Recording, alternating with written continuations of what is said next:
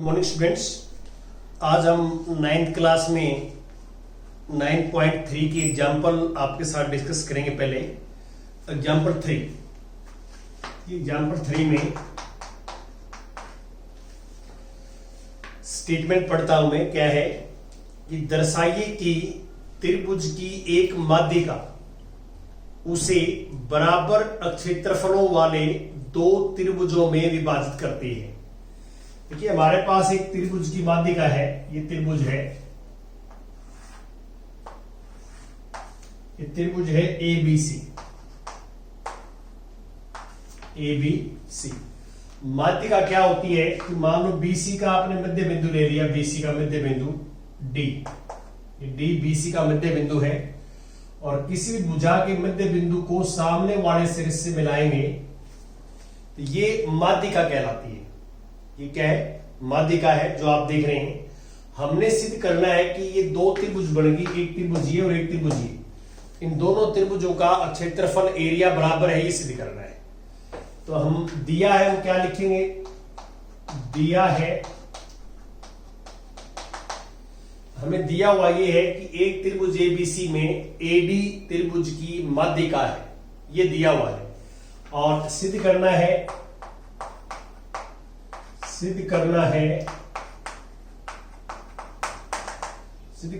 कि त्रिभुज ABD का क्षेत्रफल बराबर है त्रिभुज ACD का क्षेत्रफल, ये बराबर है, ये सिद्ध। अब इसमें आप रचना करेंगे। रचना ये करेंगे कि आपको पता है कि त्रिभुज का क्षेत्रफल होता है 1/2 आधार गुणा में संगत ऊंचाई। तो यहां पे इस सिरे से यहां से लंब डालेंगे, आप लंब डालेंगे। सपोज करता हूं ये AE, तो रचना आप ये करेंगे, रचना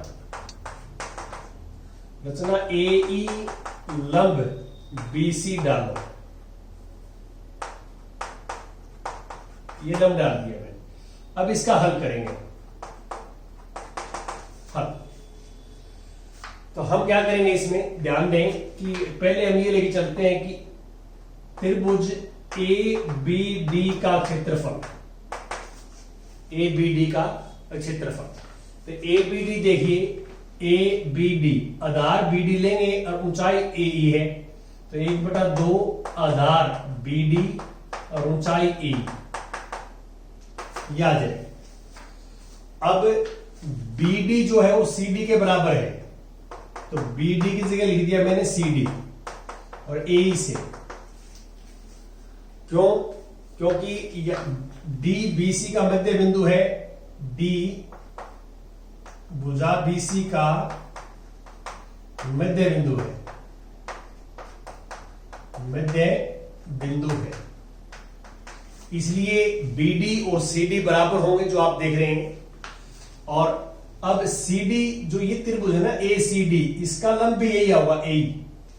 आधार तो CD हो जाएगा लेकिन लंब AE होगा, क्योंकि ये अधिकोण त्रिभुज है, तो इसका लंब बाहर ही डलेगा, ये AE होगा। तो इसका ये आ जाएगा एरिया ऑफ त्रिभुज ACD। ये हमने सिद्ध करना था, ठीक है। बड़े आराम से हम कर सकते हैं इसको। अब मैं उदाहरण नंबर 4 की बात करता हूं आपसे। उदाहरण नंबर 4 में क्या है? 4 नंबर उदाहरण स्टेटमेंट पढ़ देता हूं मैं आपकी। आकृति 9.22 में आकृति आपको दे रखी है। यह आकृति जो है मैं पढ़ भी देता हूं और इसको बनाता हूं। पहले सबसे पहले ये लिखा हुआ है कि ABCD एक चतुर्भुज है, ये लिखा हुआ है। तो ABCD चतुर्भुज ऐसी है जो देख रहे हैं आप। ये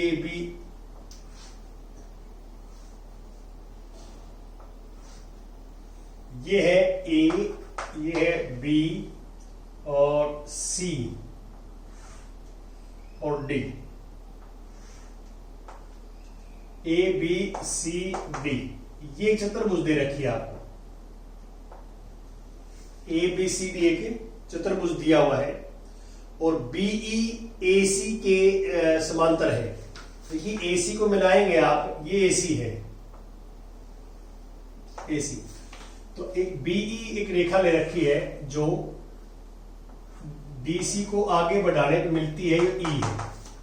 जो बीई है वो एसी के समांतर दे रखी है और एस ई को मिलाया गया है, ए को मिलाया गया है। तो सबसे पहले आप लिखेंगे दिया है। दिया है में क्या लिखेंगे, मैं पढ़ देता हूं स्टेटमेंट। आपने ये लिखना है दिया हमें ए बी सी डी एक चतुर्भुज है और बीई समांतर एसी इस प्रकार है कि बीई बढ़ाई गई डीसी को ई पर मिलती है। यहां तक दिया है लिखेंगे और फिर आपने सिद्ध करना है, सिद्ध करना है कि एरिया ऑफ त्रिभुज एडीई बराबर है एरिया ऑफ चतुर्भुज ए बी सी डी, ये बराबर होगा, ये सिद्ध करना। तो थोड़ा सा आपने इसमें ध्यान भी देना है कि क्या सिस्टम है ये। यहां एक बात ध्यान दीजिए कि देखिए एसी जो है वो बीई के समांतर है। तो एसी के ऊपर दो त्रिभुज बने हुए हैं, एक त्रिभुज ए बी सी और एक ए ई सी। ये दो त्रिभुज हैं जो एसी आधार पर बने हुए हैं और एक ही समांतर रेखाओं के बीच में है, एसी और बीई के बीच में है। तो हमारा तो पीछे थोड़ा ये कहती है कि इनका जो है क्षेत्रफल बराबर होगा। तो यहां पे इसका हल आप बात करें, हल तो आप ये लिखेंगे इसमें कि एरिया ऑफ त्रिभुज, ध्यान दें एरिया ऑफ त्रिभुज A C B equal to area of त्रिभुज ए सी बी और दूसरी त्रिभुज है फिर जो है ए सी ई।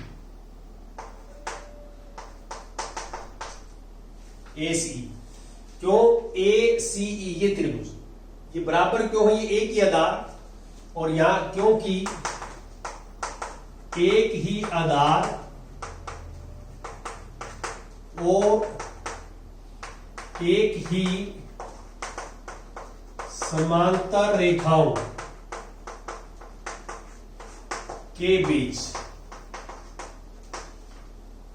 एक ही आधार और एक ही समांतर रेखाओं के बीच बने त्रिभुजों का क्षेत्रफल बराबर होता है, ये लगाया हमने।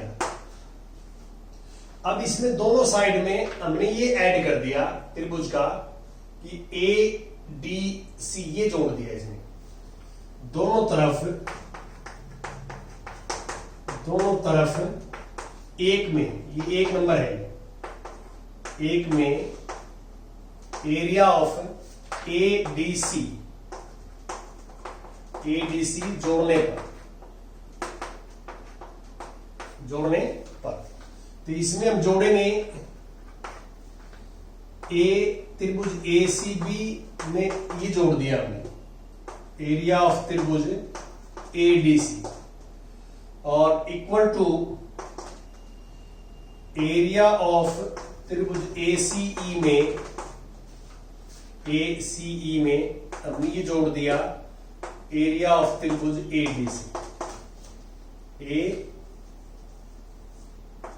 D C. अब ध्यान से देखें, चित्र में देखें डायग्राम, इस त्रिभुज में जोड़ेंगे ए सी बी में और ये जोड़ेंगे त्रिभुज वाला, तो ये चतुर्भुज ए बी सी डी का हो जाएगा।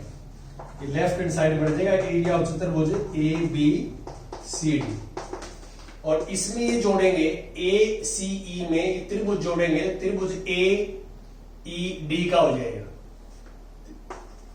एरिया ऑफ त्रिभुज ए डी ई, ये हो जाएगा। ये हमने सिद्ध करना, तो ये बड़े आराम से हम कर सकते हैं, इजीली कर सकते हैं। अब हम 9.2 के कुछ डाउट्स क्लियर करेंगे आपके 9.2 के डाउट्स, तो ध्यान से देखिए 9.2 के डाउट्स में आपका क्या रहता है। अब मैं एग्जांपल जो है 9.2 के क्वेश्चन पे आता हूं। 9.2 फर्स्ट क्वेश्चन देखिए आप। फर्स्ट क्वेश्चन में क्या है, आकृति 9.15 में ए बी सी डी एक समांतर चतुर्भुज है और ए लंब डीसी और सी एफ लंब एडी ये दिया हुआ है। मैं ये चित्र यहां बनाता हूं, ध्यान से आप देखो एक बार। ये मैंने एक डायग्राम बनाया और ये ए बी सी डी एक लंब तो यहां से डाला हुआ है लंब, और ये ई है, और एक लंब यहां से डाला हुआ है ये एफ है। दो लंब डाले हुए और कुछ लंबाई दी है, एडी ज्ञात करना हमने। देखिए जो समांतर चतुर्भुज होता है ना, इसका क्षेत्रफल होता है आधार गुणा में संगत ऊंचाई। संगत क्यों बोलते हैं हम? आधार मान लो आप डीसी लोगे तो संगत ऊंचाई ए होगी, और आधार एडी लोगे तो संगत ऊंचाई सी एफ होगी। संगत ऊंचाई होती है जो आधार पे लंब हो और सामने वाले सिरे से मिले हुए हो, आधार पे लंब हो। तो यहां पे जो क्षेत्रफल होगा देखो इसके हिसाब से क्या होगा, डीसी मल्टीप्लाई ए बराबर है, और यदि आधार में एडी लेता हूं एडी तो मल्टीप्लाई सी एफ, ये दोनों बराबर होंगे। क्यों? क्योंकि आधार गुणा में संगत ऊंचाई, ये भी समांतर चतुर्भुज ए बी सी डी का क्षेत्रफल है, और ये आधार मानेंगे तो संगत ऊंचाई ये हो जाएगी, ये भी समांतर चतुर्भुज का क्षेत्रफल है। दोनों ही जो है ए बी सी डी के क्षेत्रफल है। और अब आपने जो वैल्यू है वो पुट कर देंगे हम। अब पहले में क्या है देखो, ए बी हमारे को 16 दे रखी है, तो ए बी 16 सेंटीमीटर है, तो इसके सामने वाले भी 16 होंगे, डीसी भी आमने सामने को बराबर होती है तो ये 16 हो जाएगी। और एई कितना हमारे पास 8, तो ए की जगह 8 लिख देंगे। एडी हमने निकालना है, एडी निकालना है, और इसके बाद सीएफ हमारे पास 10 है। अब आप इनकी गुणा करके इसके जो है भाग दे देंगे और एडी आ जाएगा। तो अब गुणा करेंगे तो 8 6 48, 4 8 4 12, और 10 से भाग देंगे तो एडी, तो 10 से तो 12.8 बराबर है एडी। ये सेंटीमीटर में दे रखे हैं तो ये सेंटीमीटर आ जाएगा। तो हमने क्या किया कि समांतर चतुर्भुज का क्षेत्रफल दो तरीके से निकाल लिया, और दोनों को हमने क्या है बराबर रख दिया यहाँ पे, और हमारे पास ये रिजल्ट आ गया। कुछ और भी क्वेश्चन डिस्कस करेंगे इसके हम आपके साथ।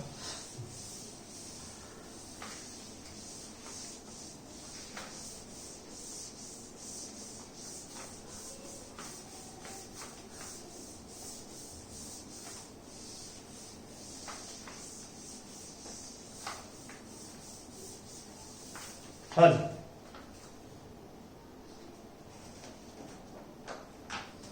इसके बाद क्वेश्चन नंबर 2 लेता हूं। सेकंड क्वेश्चन, स्टेटमेंट पढ़ लेता हूं, आप भी ध्यान से देखें। यदि ई एफ जी ए और एच क्रम से समांतर चतुर्भुज ए बी सी डी की भुजाओं के मध्य बिंदु है। देखो एक समांतर चतुर्भुज है, मान लो ये है,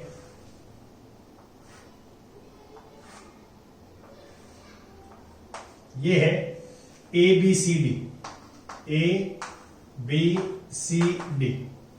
और इसके मध्य बिंदु दिए हुए हैं वो ई ए बी का मध्य बिंदु है, ई एफ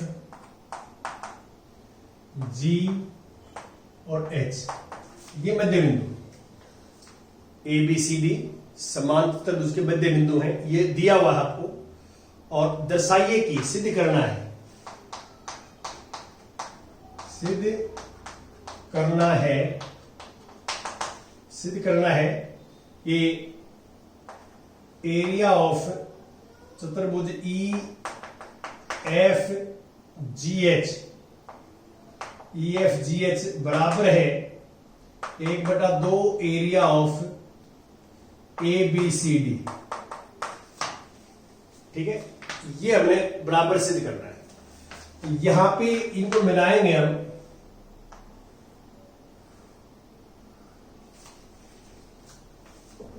तो ये हमारे पास एक चतुर्भुज बनेगी। तो ये इसमें देखो, ये हमने सिद्ध करना है। तो सबसे पहले आप इसमें लिखेंगे दिया हुआ क्या है, आपको गिवन क्या है। तो दिया है, मैं आप ये लिखेंगे, इसमें दिया है कि क्वेश्चन नंबर 2 की बात कर रहा हूं मैं। दिया है यदि E, F, G और H क्रम से समांतर चतुर्भुज ABCD की भुजाओं के मध्य बिंदु है, ये दिया लिख देंगे। और सिद्ध करना दर्शाइए कि ये मैंने लिख दिया है। और इसका अब हल जो है, तो रचना में आप क्या करेंगे, एक इसको मिला देंगे, HF को मिलाएंगे, एक विकर्ण को मिला देंगे। आपको ये पता है कि दो भुजाओं के मध्य बिंदु को मिलाएंगे तो ये इस भुजा के समांतर आएगा, ठीक है। तो यहां पे जो आप देख सकते हैं कि यहां रचना लिख देंगे हम, रचना में क्या है, HF को मिलाओ, HF को मिलाओ। ये हमने सिद्ध किया है कि समांतर चतुर्भुज है तो उसकी भुजाओं के मध्य बिंदु को मिलाओगे आप तो वो समांतर भुजाओं के इनके समांतर ही आएगी। तो ये हल अब बात कर रहा हूं मैं। तो हल में आप देख सकते हैं कि यहां पे एक चीज क्लियर है कि HF समांतर AB और समांतर DC, ठीक है। ये हम सिद्ध कर चुके हैं पहले, हम ये पहले ऑलरेडी सिद्ध कर चुके हैं कि समांतर चतुर्भुज के यदि सम्मुख भुजाओं के मध्य बिंदु को बनाएंगे तो इन दो भुजाओं के ये समांतर आएंगे। अब इसमें देखिए ध्यान से, आप ये और ये समांतर है तो HF के आधार माने हम, HF आधार पे एक तो समांतर चतुर्भुज है और एक त्रिभुज है HEF। तो यहां हम ये लेंगे अब एरिया ऑफ त्रिभुज HEF equal to half of area of समांतर चतुर्भुज HABF। यह आपको बताया है एक ही आधार और एक ही समांतर रेखाओं के बीच जो है एक त्रिभुज बना हुआ है और एक समांतर त्रिभुज बना हुआ है। त्रिभुज और क्षेत्रफल समांतर त्रिभुज क्षेत्रफल का आधा होता है, यह हम सिद्ध कर चुके हैं।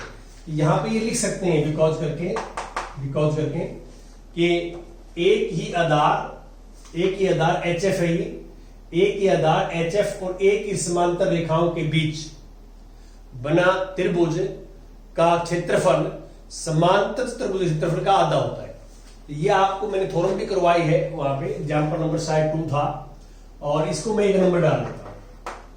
अब नीचे वाला भी यही है, नीचे वाला, क्योंकि HF जो है HF वो DC के समांतर है, HF DC के है, तो ये आधार HF माने तो इसके ऊपर ये त्रिभुज बनी हुई है, ये समांतर चतुर्भुज बनी हुई है।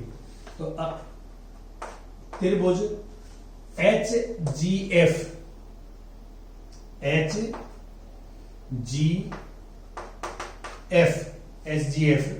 बराबर है 1/2 एरिया ऑफ समांतर चतुर्भुज HDCF। ये दोनों उसी रूल से जो पहले बताया आपको। और अब इन दोनों को ऐड करेंगे 1 और 2 को जोड़ने पर, 1 और 2 को जोड़ने पर, तो जोड़ेंगे तो लेफ्ट में जुड़ जाएगी, राइट में जुड़ जाएगी। तो लेफ्ट में जोड़ेंगे तो एरिया ऑफ त्रिभुज HEF प्लस एरिया ऑफ त्रिभुज HGF, ये दोनों सेम है, आप प्लस आप कंप्लीट हो जाएगा पूरा पैरेललोग्राम HABF। और अब इन दोनों त्रिभुजों को जोड़ोगे, देखिए इस त्रिभुज को और इस त्रिभुज को जोड़ोगे तो ये आ जाएगी इस त्रिभुज एरिया ऑफ त्रिभुज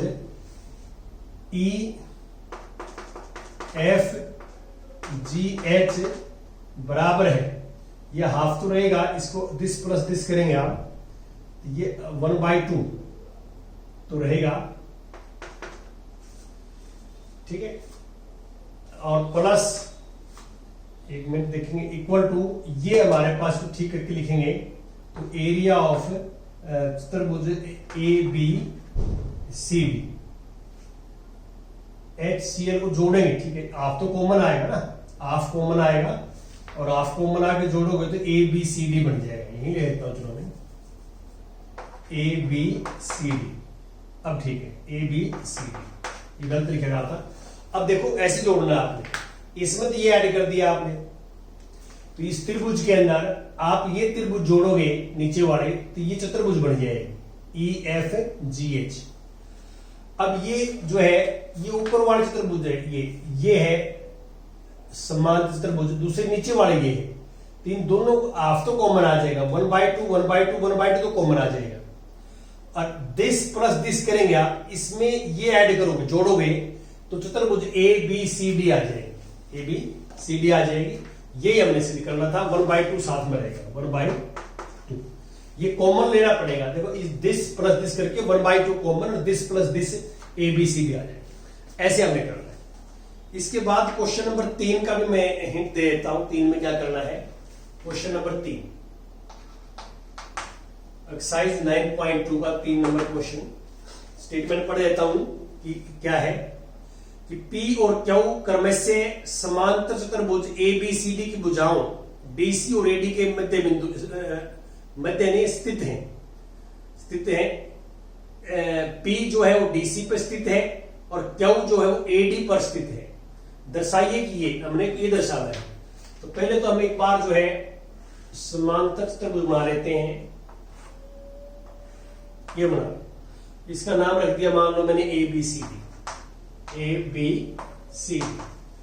और स्टेटमेंट के हिसाब से ये लिखा हुआ है कि P DC पर है, तो P यहां पे है, P DC पर है और AD पे Q है, AD पे Q है। कहीं भी हो सकते हैं, मध्य बिंदु होना कोई जरूरी नहीं है, कहीं हो सकते हैं। और हमें सिद्ध करना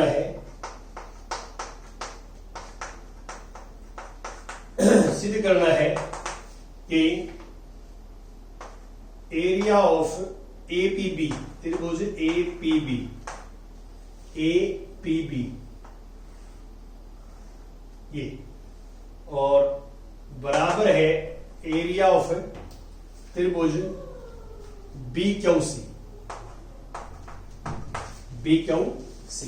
तो BQC ये वाला।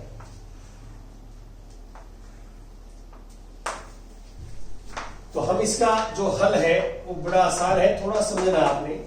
एक तो ये ABCD एक समांतर चतुर्भुज है, आमने सामने एक भुजाएं क्या है, समांतर है।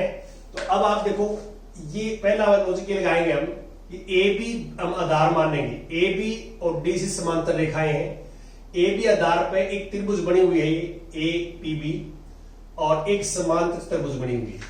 तो आपको पता है कि त्रिभुज का जो क्षेत्रफल होता है APB का, वो समांतर चतुर्भुज का आधा होता है ABCD। इसका लॉजिक ये लगाया है कि ये दोनों, ये त्रिभुज और ये समांतर चतुर्भुज एक ही आधार AB पे बने हुए हैं और एक ही समांतर रेखाओं AB और DC के बीच में। तो त्रिभुज का क्षेत्रफल क्या है, समांतर चतुर्भुज के क्षेत्रफल का आधा होता है। और दूसरा ये लगाएंगे हम, ये 1 नंबर है। और अब इस साइड से करेंगे हम, देखो ये इसके समांतर है तो आधार BC मान लेंगे, BC आधार के ऊपर और दो समांतर रेखाओं के बीच में त्रिभुज, तो ये है त्रिभुज जो है BQC, 2 और समांतर त्रिभुज है ABCD।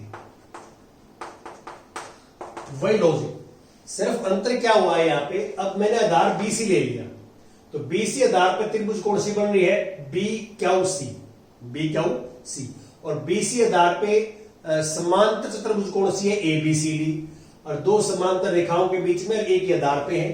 तो त्रिभुज का क्षेत्रफल इसका आधा होता है। तो 1 और 2 से इन दोनों त्रिभुजों का क्षेत्रफल बराबर होगा APB बराबर है एरिया ऑफ त्रिभुज BQC। इनका क्षेत्रफल क्या होगा, बराबर। ऐसे हमने सिद्ध करना है, ये लगा दिया। अब लास्ट इसमें आता है question number 6। Question number 6, 6 question में क्या है मैं पढ़ देता हूं, आप भी ध्यान से देखिए। एक किसान के पास समांतर चतुर्भुज पी क्यू आर एस के रूप में एक खेत है। तो एक खेत है पी क्यू आर एस के रूप में और वो समांतर चतुर्भुज है, ये खेत है और ये है P Q R S. R S पर स्थित एक कोई बिंदु ए लीजिए। आर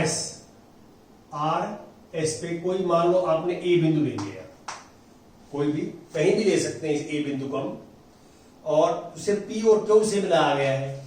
इस बिंदु को पी और क्यू से मिला दिया, पी और क्यू से मिला दिया। तो खेत कितने भागों में विभाजित हो गया है? खेत 3 भागों में विभाजित हो गया। देखिए 1 2 3, अब 3 पार्ट हो गए, खेत के 3 भागों में विभाजित हो गया। तो अब सबसे पहला आंसर तो ये आएगा कि खेत जो है 3 भागों में विभाजित हो गया है। इन भागों का आकार क्या है? आकार त्रिभुज है, ये भाग भी त्रिभुज है, ये भाग भी त्रिभुज है, ये भाग भी त्रिभुज है। तो वह किसान खेत में गेहूं और दालें बराबर बराबर भागों में अलग अलग बोना चाहती है, तो वह ऐसा कैसे करे? गेहूं और दाल बराबर बराबर क्षेत्रफल बोना है इसमें। तो आप पहले तो क्या करेंगे, इसमें हल में जो त्रिभुज पी ए क्यू है वो एक ही आधार पी क्यू और समांतर रेखाओं के बीच में है। एक तो त्रिभुज होगी और एक ये समांतर त्रिभुज होगी। तो यहां पे वही चीज लगाएंगे हम, area of P A Q बराबर है 1/2 क्षेत्रफल P Q R S. P Q R S ये कहां से है? ये दोनों, ये त्रिभुज और ये समांतर त्रिभुज एक ही आधार पी क्यू पे है और एक ही समांतर रेखाओं के बीच में। तो आपको फार्मूला बता रखा है कि त्रिभुज क्षेत्रफल जो है वो समांतर चतुर्भुज क्षेत्रफल का आधा होता है। एक तो ये लॉजिक लगा दिया हमने। अब आप देखिए ये वाले त्रिभुज जो है, ये वाले त्रिभुज पूरे समांतर का आधा है, तो आधा पार्ट कौन सा बच गया? ये वाला। तो इससे क्या हो जाता है? तो इससे ये जो है हम ये कह सकते हैं कि ये इसके बराबर है, ये इसके बराबर है। तो हम क्या करेंगे कि इसका क्षेत्रफल जो है वो इसके और इसके जोड़ के बराबर होगा, इसलिए ये इसके बराबर है। तो इसलिए एरिया ऑफ त्रिभुज P S A plus area of त्रिभुज ये क्यू आर ए, ये भी इसका आधे में होगा।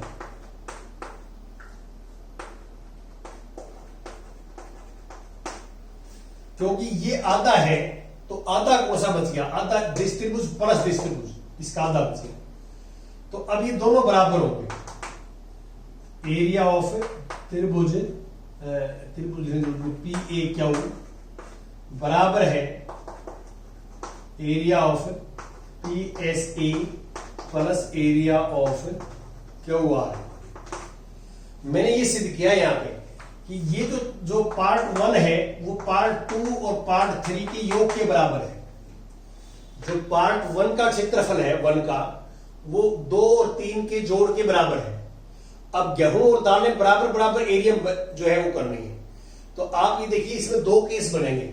यदि गेहूं इसमें मान लो हम बिजाई करते हैं गेहूं इसमें, तो दाल इसमें और इसमें करनी पड़ेगी। या उल्टा ये हो सकता है कि गेहूं इन दोनों में करें त्रिभुजों में, तो दाल इसमें करनी पड़ेगी।